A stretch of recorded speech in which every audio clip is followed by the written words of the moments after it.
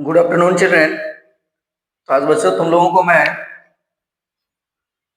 Narration बतलाने जा रहा हूँ। नारेशन जो कि मोस्ट डिमांडेड टॉपिक कहा जाता है बच्चों के लिए। नारेशन का हिंदी मीनिंग क्या होता है सबसे पहले समझो। नारेशन का हिंदी मीनिंग होता है वर्णन या फिर क्या होता है कथन होता है। एक चीज याद रखना, नारेशन को हम लोग क्या कहते हैं, स्पीच भी कहते हैं। नारेशन को हम लोग स्पीच भी कहते हैं और इसका हिंदी मीनिंग क्या होता है, वर्णन या फिर क्या होता है कथन होता है। अब हम देखेंगे इसकी परिभाषा क्या है। नारेशन की जो है परिभाषा क्या है इसको देखोगे। नारेशन की परिभाषा, इसकी परिभाषा है वक्ता के द्वारा बतलाई गई बातों को प्रत्यक्ष या अप्रत्यक्ष रूप से प्रकट करने की विधि। एक सेकंड, प्रकट करने की विधि को, प्रकट करने की विधि को क्या है, वक्ता के द्वारा बतलाई गई बातों को प्रत्यक्ष या अप्रत्यक्ष रूप से प्रकट करने की विधि को क्या कहते हैं, नारेशन या फिर हम क्या कहते हैं, स्पीच कहते हैं। अब एग्जाम्पल से देखो, एक उदाहरण दिया है। द टीचर, शिक्षक ने कहा, द अर्थ इज राउंड, पृथ्वी गोल है। मतलब शिक्षक ने जो कहा उस चीज को मैंने यहाँ पर पुट किया। अब इसी चीज को मैं क्या करता हूँ, अपने तरीके से पुट करता हूँ। क्या लिखता हूँ, the teacher said that the earth is round. तो वहां पर मैंने क्या लिखा है, प्रत्यक्ष। प्रत्यक्ष का मतलब क्या है, टीचर ने जो कुछ कहा उसको मैंने एज इट लिख दिया। मतलब शिक्षक ने कहा पृथ्वी गोल है, द अर्थ इज राउंड, मैंने वैसे लिख दिया। अब देखो इसको मैं मॉडिफाई करके लिख रहा हूँ अप्रत्यक्ष तरीके से। The teacher said that the earth is round. एक और उदाहरण लो, राजेश सेज अंकिता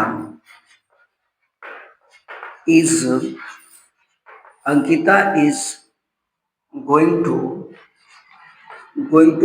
मांडू। ठीक है, गोइंग टू मांडू। राजेश कहता है अंकिता मांडू जा रही है। तो राजेश जैसा कहा वैसा मैंने क्या किया, एज इट इज लिख दिया। अब इसी का इनडायरेक्ट नारेशन बनाना, मतलब आप प्रत्यक्ष तरीके से बनाना, तो कैसे बनाओगे इसको, आप प्रत्यक्ष तरीके से बनाना हो तो कैसे बनाएंगे, क्या हो जाएगा इसका, राजेश का राजेश, सेज का सेज हो जाएगा, डाइट क्या लग जाएगा यहाँ पर, डाइट। अंकिता क्या है, Ankita is going to Mandu. तो देखो ऊपर में क्या था, राजेश सेज, राजेश कहता है Ankita is going to Mandu, Ankita Mandu जा रही है। तो जो राजेश किया, जो राजेश कहा उस चीज को मैंने एज इट इज लिख दिया। मतलब प्रत्यक्ष रूप से जो कहा उस चीज को मैंने लिख दिया। लेकिन यहां पर मैं क्या कर रहा हूं, मॉडिफाई कर रहा हूं, डाइट लगा दिया।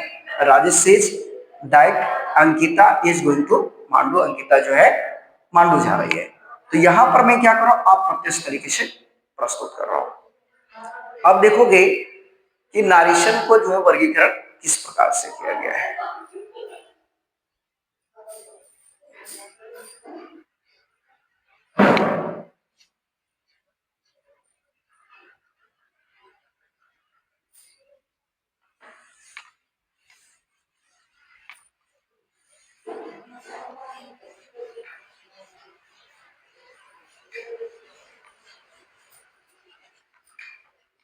देखोगे नारेशन को जो है दो भागों में बांटा गया है। ठीक है, नारेशन बोलो या फिर क्या बोलो, स्पीच बोलो। नारेशन बोलो या फिर क्या बोलो, स्पीच। इसको जो है दो भागों में बांटा गया है। एक हमारा हो गया डायरेक्ट नारेशन हो गया, एक हमारा जो है डायरेक्ट नारेशन हो गया, और दूसरा क्या है, इनडायरेक्ट नारेशन। दूसरा जो है इनडायरेक्ट नारेशन हो गया। ठीक है, तो डायरेक्ट नारेशन का हिंदी मीनिंग क्या होता है? डायरेक्ट नरेशन का हिंदी मीनिंग होता है प्रत्यक्ष कथन होता है, अब रखना है। और इनडायरेक्ट नरेशन का हिंदी मीनिंग क्या होता है?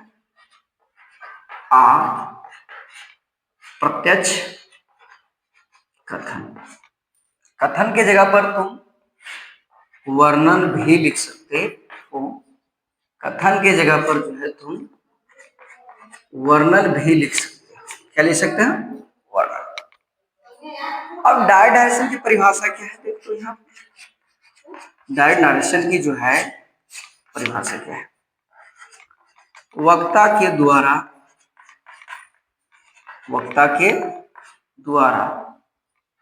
बतलाई गई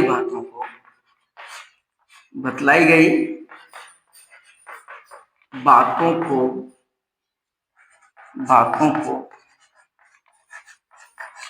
प्रत्यक्ष रूप से प्रकट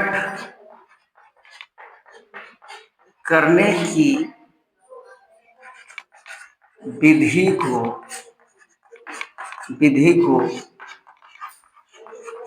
डायरेक्ट नारेशन कहते। ठीक है, वही आप इसका परिभाषा क्या हो जाएगा इनडायरेक्ट नरेशन का? वक्ता के द्वारा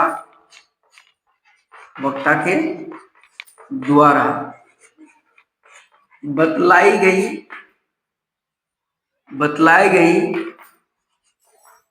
बातों को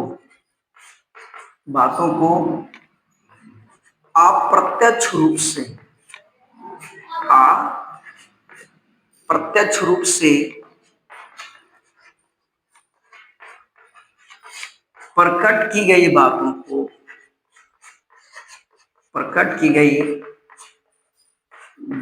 को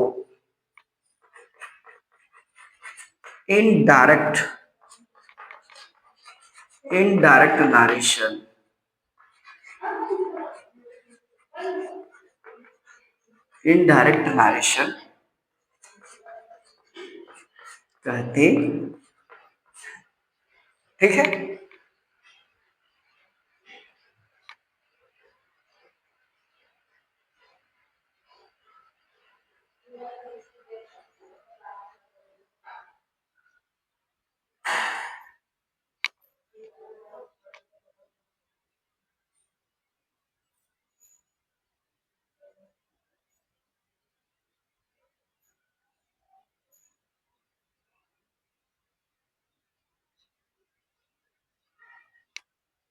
अब हम एक का क्या करते हैं, एक एग्जांपल लेता हूं। जैसे देखो, एक डायरेक्ट नरेशन का एग्जांपल लेते हैं। The teacher said comma the earth is round. ये हमारा किसका है? डायरेक्ट नरेशन का। और वहीं पर हम क्या करते हैं, इनडायरेक्ट एग्जांपल ले लेता हूं, इसी का हो जाएगा the teacher said that the earth is क्या हो जाएगा? The earth is. तो देखो, आज मैं इतना ही क्लास लूंगा तुम लोग को। सिंपल से मैंने क्या बताया, नारेशन का परिभाषा बताया, उसके दो एग्जाम्पल दिए, और क्या नारेशन के जो दो भेद है मैंने भेद लिखाया, उसकी परिभाषा बताया। अब इसके आगे का जो एक्सप्लेनेशन होगा हम नेक्स्ट वीडियो में देख रहे हैं। तो वीडियो को अंत तक बने रहने के लिए बहुत बहुत धन्यवाद।